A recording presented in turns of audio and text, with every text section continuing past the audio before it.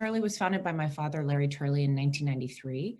Prior to that, he had started Frog's Leap Winery with his then partner, John Williams. So he sold his half of Frog's Leap, but kept the winery. And the very first vineyard that was planted there, which was one of the first certified organic vineyards planted in Napa Valley. So we started in 1993 with 3 vineyards and 6 wines, and we are now up to over 50 different vineyards and 50 different wines. So we focus primarily on Zinfandel and Petit Syrah. The majority of our vineyards are organically farmed, and we focus on old vine vineyards in particular of those 2 varieties. And I like to say that's because in a previous life, my father was an emergency room physician for over 20 years. And after that long in the ER, he thinks he can resuscitate anything. So he falls in love with old vine vineyards that need a little bit of extra love and care. And we convert them to organics and make a large number of single vineyard wines off of them. So the majority of our vineyards are in Northern California, Napa, Sonoma, Contra Costa, Lodi, but we do also work with some fruit from the central coast of California, so down in Paso Robles, and then all the way as far east as the Sierra Nevada mountains in the Amador County. Fantastic, thank you. And so just talking about the wines that everyone will be tasting, could you tell us a little bit about the 2019 vintage, please? Sure. 2019 was an excellent vintage. I'd say it's fairly similar to 2018 with a little bit more acidity, a little bit more kind of a linear sort of sharpness to it, which I think personally is a wonderful thing, especially with Zinfandel, which tends to be more sort of lush. So I'm deeply in love with the 2019s. I think they're really pretty. They're very approachable. But with a strong acidic backbone that I find really appealing personally in these wines. So definitely still have all of that lush fruit, but with a nice sort of balance to the acidity there. We only use natural yeasts in every fermentation. So we don't add anything. And we're very, very low intervention, very low sulfur. And the majority of the wines, all 3 of those wines are single vineyard wines.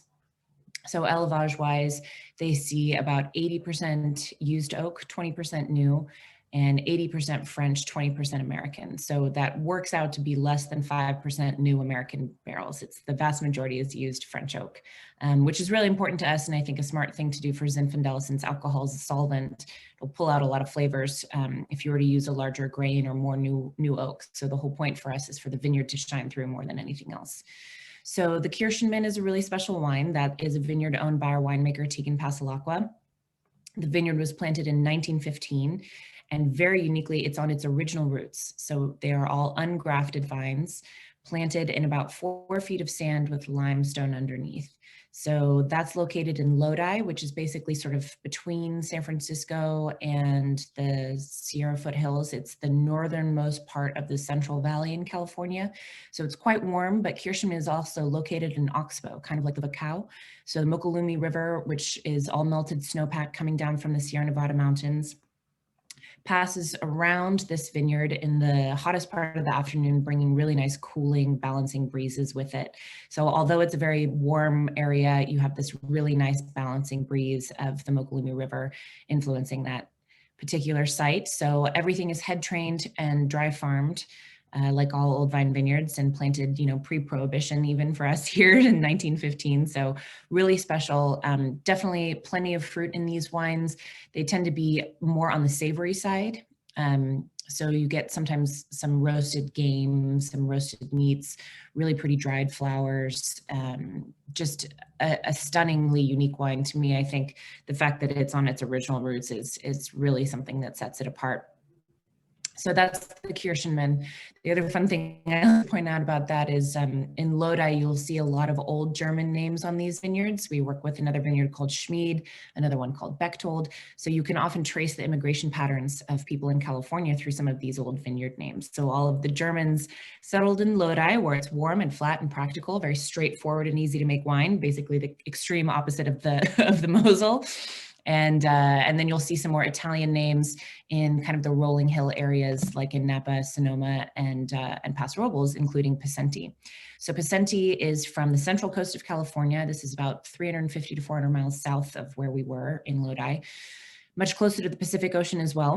The Pacenti vineyard is an estate vineyard that we own at Turley. It was planted in 1920s, we think around 1924. It is also all head trained and dry farmed, and it's certified organic as well. And to me, the most unique thing about the Pacenti vineyard is the soil. So the soil there, it's technically not limestone, but it behaves, looks, smells, acts very similarly to limestone. It's a calcareous type of clay. So bright white, very chalky, and very, very rocky.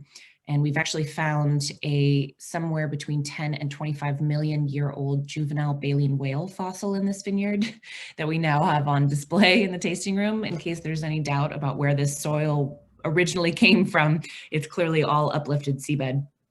There were no whales, swimming around in forests. It was underwater at some point. So that imparts a really excellent, very, very high acidity to these wines, which is wonderful because Paso Robles as a region tends to be very warm. All of the vineyards we work with in Paso are on the west side, which is the cooler side, so much closer to the Pacific Ocean. But nevertheless, the diurnal temperature shifts are extreme. You will regularly see 106, 108, 110 degrees Fahrenheit during the day, and it'll drop 60 degrees at night. So really, really sharp drops, which means you get ripe fruit, but really high acidity. So interestingly, even though it's that warm in this region, those vineyards in Paso Robles tend to be the very last to come in during harvest. Our harvests will last 3 to 4 months sometimes, and we'll usually start in Contra Costa and Lodi, the warmer areas up north, and we'll finish down in Paso, sort of counterintuitive, but we have to wait for the acidities to calm down, because Zinfandel is also very naturally high in acidity. So the Pacenti vineyard is a fun one to pour for people who think they don't like Zinfandel, or who perhaps have other preconceived notions about the grape, because I think, especially if it's poured blind,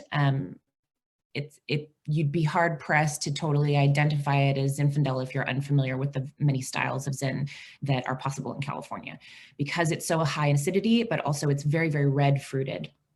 So much more red fruited rather than purple or blue, which you'll see in some of the other regions up north. So a really beautiful sort of garnet fruit. And like I said, the acidity is really there. So it's a lip smacking, high acid, really pretty red fruited wine with a little bit of that chalky sort of minerality note, which again feels counterintuitive and is Zinfandel, but it presents with this really beautiful, lovely balance in that wine. So that's a killer pairing with a fish dish or something like that, when someone insists on drinking red wine with perhaps a slightly lighter preparation of food, this is a good sort of balancing wine with that kind of a thing. And then finally, the U-Broth. So U-Broth Vineyard is also located in Paso Robles. It's actually a little bit closer to the Pacific Ocean than the Pacenti Vineyard is. And U-Broth is a somewhat famous name here in California, at least. Peter U-Broth, who bought this vineyard, I think in the 1960s, named it for himself and his family. He was the baseball commissioner here in the United States, and then he also ran the Olympics in Los Angeles in 1984. So it's a recognizable name, but it was not him who planted the vineyard, because the vineyard was actually planted, we believe, in the late 1880s. So sometime between the late 1880s and early 1900s. And so it was already an old vine vineyard when he purchased it in the 1960s, which is pretty incredible. And then even more so, this vineyard is also on its own roots. So also all head trained, dry farmed, and organically farmed, but on its original roots, which is just, again, you very rarely see this even in wines from Europe or other regions. It's a pretty unique phenomenon. So more similar to the Pacenti than it is different, but even darker and even more power. So the Pacenti, where it's a little bit more on the medium side for a Zin, the U-Broth I think is a pretty full-bodied, darker fruited. This is where you'll see some more of those sort of purple and black flowers kind of come out, but still with the screaming high acidity. This is the last vineyard we pick generally in Paso because it's a little closer to the ocean, same soil type as the Pacenti vineyard, that same sort of calcareous, almost limestone-esque soil. A very deeply powerful, it's like the Pacenti and it tucks. There's a lot of power there, but a lot of elegance as well. It's a really, really exceptional wine.